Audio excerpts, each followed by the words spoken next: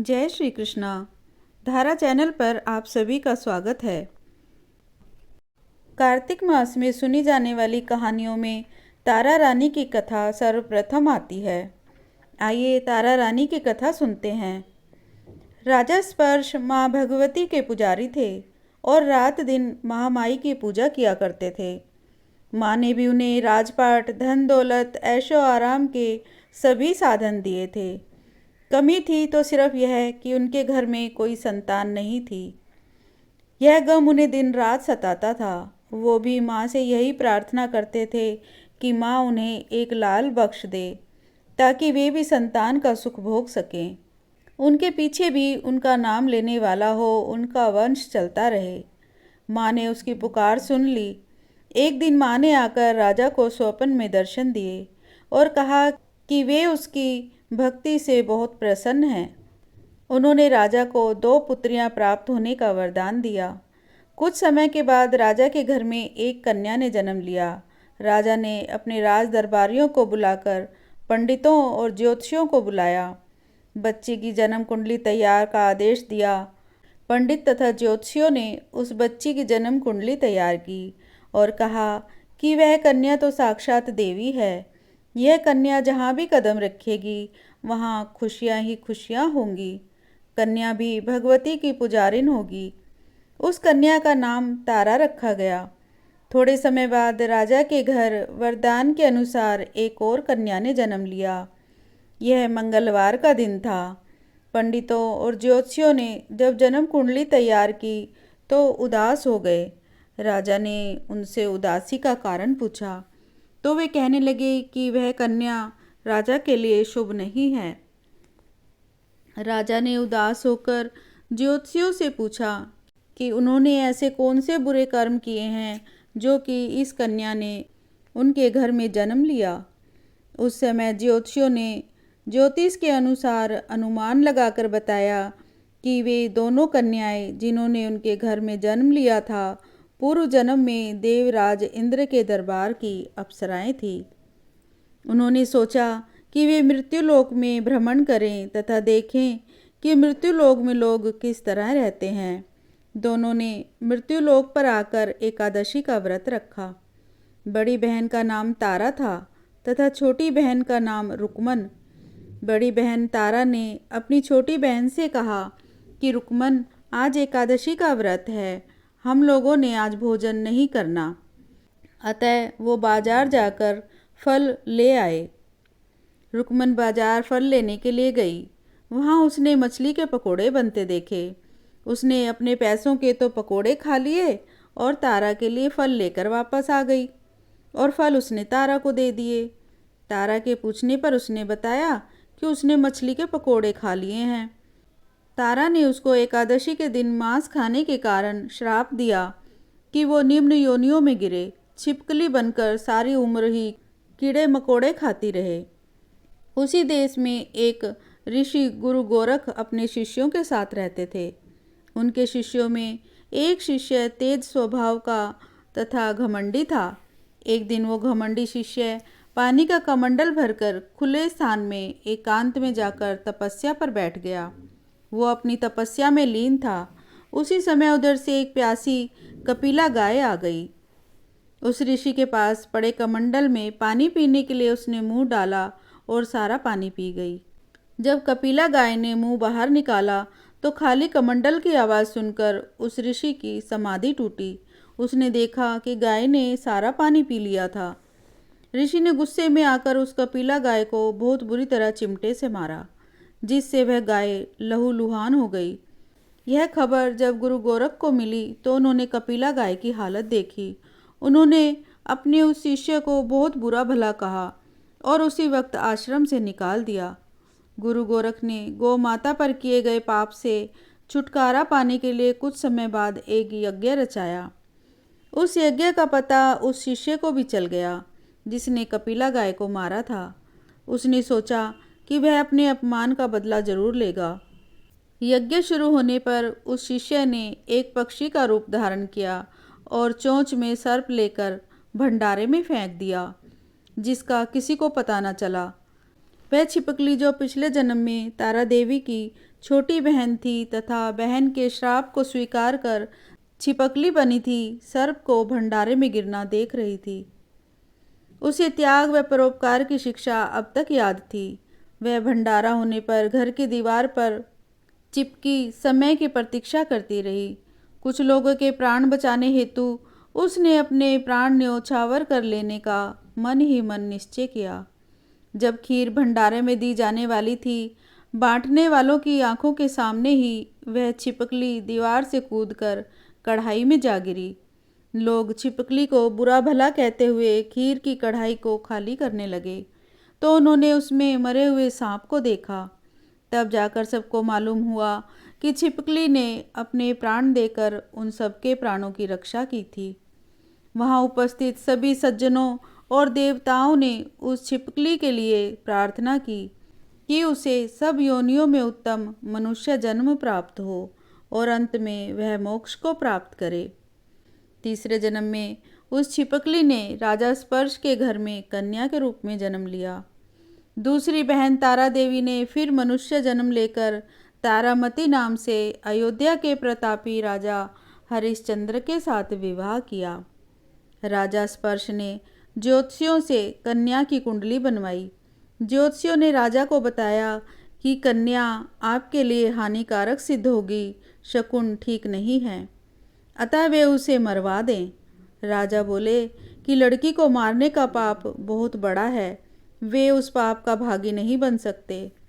तब ज्योतिषियों ने विचार दिया कि राजा उसे एक लकड़ी के संदूक में बंद करके ऊपर से सोना चांदी आदि जड़वा दें और फिर उस संदूक के भीतर लड़की को बंद करके नदी में प्रवाहित कर दें। सोने चांदी से जड़ा हुआ संदूक अवश्य ही कोई लालच में आकर निकाल लेगा और राजा को कन्यावध का पाप भी नहीं लगेगा। ऐसा ही किया गया और नदी में बहता हुआ संदूक काशी के समीप एक भंगी को दिखाई दिया, तो वह संदूक को नदी से बाहर निकाल लाया। जब उसने संदूक खोला तो सोने चांदी के अतिरिक्त अत्यंत रूपवान कन्या दिखाई दी। उस भंगी के कोई संतान नहीं थी। उसने अपनी पत्नी को वह कन्या लाकर दी तो पत्नी की प्रसन्नता का ठिकाना न रहा। उसने अपनी संतान के समान ही बच्ची को छाती से लगा लिया।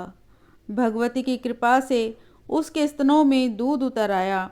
पति पत्नी दोनों ने प्रेम से कन्या का नाम रुक्को रख दिया। रुक्को बड़ी हुई तो उसका विवाह हुआ। रुक्को की सास महाराजा हरिश्चंद्र के घर सफाई आदि काम करने जाया करती थी। एक दिन वह बीमार पड़ गई तो रुक्को महाराजा हरिश्चंद्र के घर काम करने के लिए पहुंच गई। महाराजा की पत्नी तारामती ने जब रुक्को को देखा तो वह अपने पूर्व जन्म के पुण्य से उसे पहचान गई। तारामती ने रुक्को से कहा कि वो उसके पास आकर बैठे। महारानी की बात सुनकर रुक्को बोली कि वो तो एक नीच जाति की भंगिन है, भला वह रानी के पास आकर कैसे बैठ सकती थी। तब तारामती ने उसे बताया कि वह उसके पूर्व जन्म की सगी बहन थी। एकादशी का व्रत खंडित करने के कारण उसे छिपकली की योनि में जाना पड़ा। जो होना था वो तो हो चुका, अब उसे अपने वर्तमान जीवन को सुधारने का उपाय करना चाहिए और भगवती वैष्णो माता की सेवा करके अपना जन्म सफल बनाना चाहिए। यह सुनकर रुक्को को बड़ी प्रसन्नता हुई और जब उसने उपाय पूछा तो रानी ने बताया कि वैष्णो माता सब मनोरथों को पूरा करने वाली हैं। जो लोग श्रद्धापूर्वक माता का भजन पूजन जागरण करते हैं उनकी सभी मनोकामनाएं पूर्ण होती हैं। रुक्को ने प्रसन्न होकर माता की मनोती मानते हुए कहा कि यदि माता की कृपा से उसे एक पुत्र प्राप्त हो गया तो वो माता का पूजन व जागरण कराएगी। माता ने प्रार्थना को स्वीकार कर लिया और फलस्वरूप 10वें महीने उसके गर्भ से एक अत्यंत सुंदर बालक ने जन्म लिया। परंतु दुर्भाग्यवश रुक्को को माता का पूजन जागरण कराने का ध्यान नहीं रहा। जब वह बालक 5 वर्ष का हुआ तो एक दिन उसे माता निकल आई अर्थात चेचक निकल आया। रुक्को दुखी होकर अपने पूर्व जन्म की बहन तारामती के पास आई और बच्चे की बीमारी का सब वृतांत कह सुनाया। तब तारामती ने पूछा कि उससे माता के पूजन में कोई भूल तो नहीं हुई। इस पर रुक्को को 6 वर्ष पहले की बात याद आ गई। उसने अपना अपराध स्वीकार कर लिया। उसने फिर मन में निश्चय किया कि बच्चे को आराम आने पर जागरण अवश्य कराएगी। भगवती की कृपा से बच्चा दूसरे दिन ही ठीक हो गया। तब रुक्को ने देवी के मंदिर में जाकर पंडित जी से कहा कि उसे अपने घर माता का जागरण कराना है, अतः वे मंगलवार को उसके घर पधार कर कृतार्थ करें। पंडित जी बोले कि वह 5 रुपये देती जाए। पंडित जी उसके नाम से मंदिर में ही जागरण करवा देंगे। क्योंकि वह एक नीच जाति की स्त्री है, इसलिए वे उसके घर में जाकर देवी का जागरण नहीं कर सकते। रुक्को ने कहा कि माता के दरबार में तो ऊंच नीच का कोई विचार नहीं होता। वे तो सब भक्तों के ऊपर समान रूप से कृपा करती हैं, अतः उनको कोई एतराज नहीं होना चाहिए। इस पर पंडित ने आपस में विचार करके कहा कि यदि महारानी उसके जागरण में पधारें तब तो वे स्वीकार कर लेंगे। ये सुनकर रुक्को महारानी के पास गई और सब वृतांत कह सुनाया। तारामती ने जागरण में सम्मिलित होना सहर्ष स्वीकार कर लिया। जिस समय रुक्को पंडितों से यह कहने गई कि महारानी जी जागरण में आएंगी, उस समय सेन नाम का नाई वहाँ मौजूद था। उसने सब सुन लिया और महाराजा हरिश्चंद्र को जाकर सूचना दी। राजा को सेन नाई की बात पर विश्वास ही नहीं हुआ कि महारानी भंगियों के घर जागरण में जा सकती है। फिर भी परीक्षा लेने के लिए उसने रात को अपनी उंगली पर थोड़ा सा चीरा लगा लिया, जिससे उसको नींद न आए। रानी तारामती ने जब देखा कि जागरण का समय हो रहा है परंतु महाराज को नींद ही नहीं आ रही, तो उसने माता वैष्णो देवी से मन ही मन प्रार्थना की कि हे माता, किसी उपाय से राजा को सुला दें ताकि वो जागरण में सम्मिलित हो सके। राजा को नींद आ गई। तारामती रोशनदान से रस्सा बांधकर महल से नीचे उतरी और रुक्को के घर जा पहुंची। उस समय जल्दी के कारण रानी के हाथ से रेशमी रुमाल तथा पाँव का एक कंगन रास्ते में ही गिर पड़ा। उधर थोड़ी देर बाद राजा हरिश्चंद्र की नींद खुल गई। वह भी रानी का पता लगाने निकल पड़े। उन्हें मार्ग में रानी का कंगन और रुमाल दिखाई दिया। राजा ने दोनों चीज़ें रास्ते से उठाकर अपने पास रख ली और जागरण जहाँ हो रहा था वहाँ जा पहुँचे।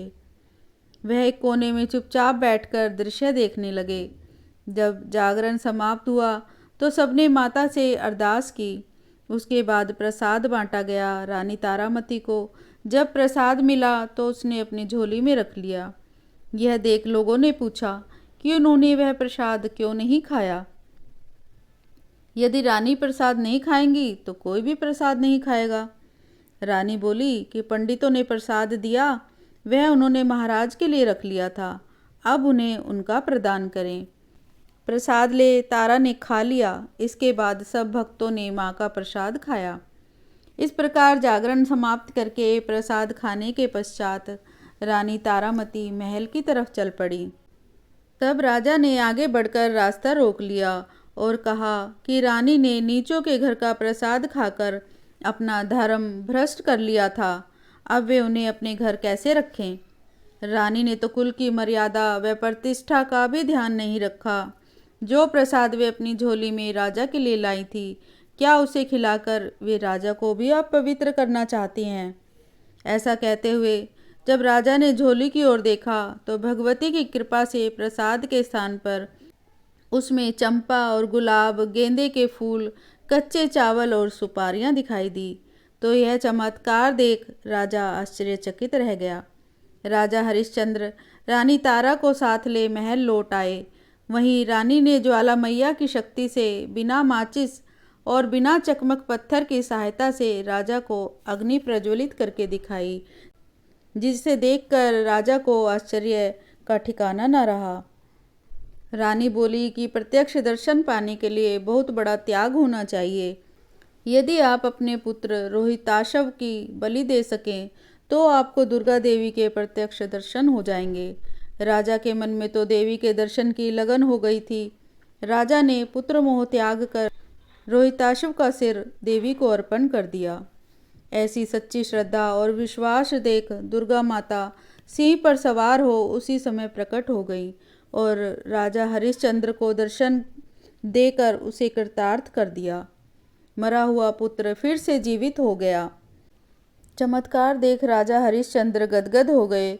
उन्होंने विधि पूर्वक माता का पूजन करके अपने अपराधों की क्षमा मांगी।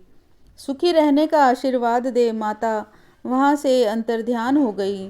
राजा ने तारा रानी की भक्ति की प्रशंसा करते हुए कहा कि वे रानी के आचरण से अति प्रसन्न हैं। उनके धन्य भाग जो वे उसे पत्नी रूप में प्राप्त कर सके। आयु पर्यंत सुख भोगने के पश्चात राजा हरिश्चंद्र, रानी तारा और रुक्मन तीनों ही मनुष्य योनि से छूटकर देवलोक को प्राप्त हुए। माता के जागरण में तारा रानी की कथा को जो मनुष्य भक्ति पूर्वक पढ़ता या सुनता है उसकी सभी मनोकामनाएं पूर्ण होती हैं, सुख समृद्धि बढ़ती है, शत्रुओं का नाश होता है। इस कथा के बिना माता का जागरण पूरा नहीं होता। बोलो अम्बे मात की जय। तारा रानी की कथा के पश्चात आइए दुर्गा माता की आरती करते हैं। सर्वमंगल मांगल्ये शिवे सर्वार्थ साधिके शरण्ये त्र्यंबके गौरी नारायणी नमोस्तुते, नारायणी नमोस्तुते। दुर्गा जी की आरती।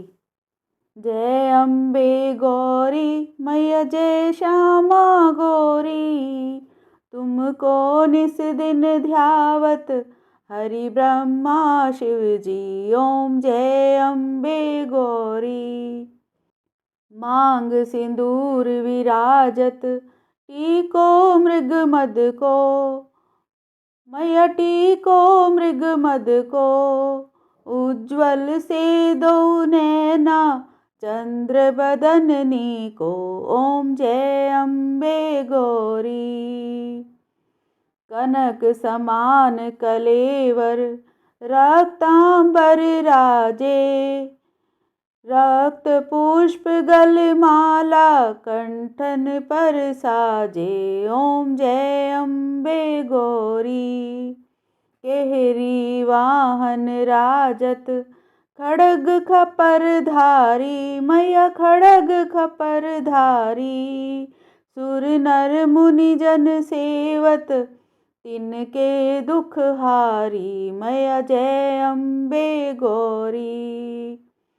कानन कुंडल शोभित नासाग्रे मोती, मैया नासाग्रे मोती। कोटिक चंद्र दिवाकर राजत समज्योति, मैया जय अम्बे गौरी। शुंभ निशुंभ विदारे महिषासुर घाती, मैया महिषासुर घाती। धूम्र विलोचन नैना निस दिन मदमाती, मैया जय अम्बे गौरी।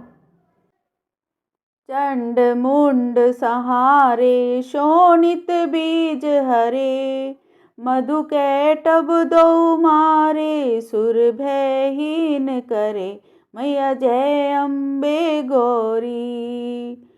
जय अम्बे गौरी मैया जय श्यामा गौरी। ब्रह्मानी रुद्रानी तुम कमला रानी, मैया तुम कमला रानी। आगम निगम बखानी तुम शिव पट रानी, मैया जय अम्बे गौरी। जय अम्बे गौरी मैया जय श्यामा गौरी। 64 योगिनी मंगल गावत नृत्य करत भैरू। बाजत ताल मृदंगा और बाजत डमरू, जय अम्बे गौरी।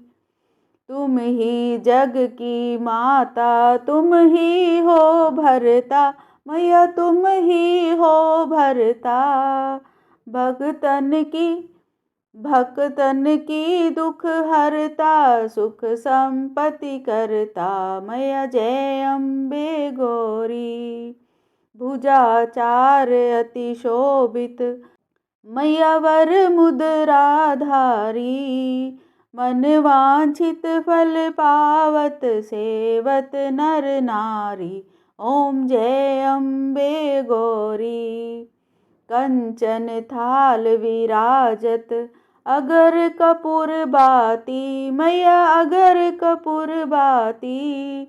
श्रीमाल के तुम्हें राजत, कोटि रतन ज्योति। ओम जय अम्बे गौरी। श्री अम्बे जी की आरती जो कोई नर गावे, मैया प्रेम सहित गावे।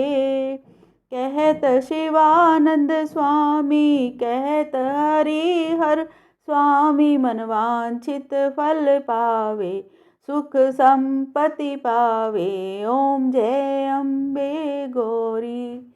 मैया जय अम्बे गौरी, मैया जय श्यामा गौरी।